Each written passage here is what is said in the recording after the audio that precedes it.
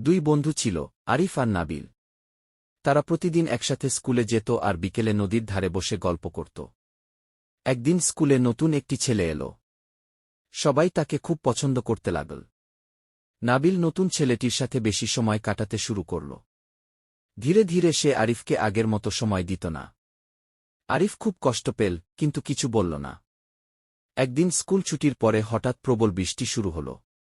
সবাই দ্রুত বাড়ি চলে গেল। নাবিল দেখল তার ব্যাগটি স্কুলে রয়ে গেছে। সে ভয় পেয়ে গেল, কারণ ব্যাগে গুরুত্বপূর্ণ বই ছিল। ঠিক তখন আরিফ ছাতা নিয়ে ফিরে এল। সে বলল, চলো, আমি তোমার সাথে যাই। দুজন আবার স্কুলে গিয়ে ব্যাগ নিয়ে আসে। ফিরে আসার সময় নাবিল চুপচাপ ছিল। সে বলল, আমি তোকে অবহেলা করেছি, তবুও তুই আমার পাশে রইলি।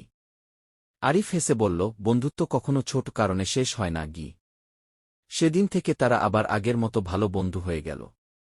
শিক্ষা: সত্যিকারের বন্ধুত্ব দূরে গেলেও একদিন আবার ফিরে আসে।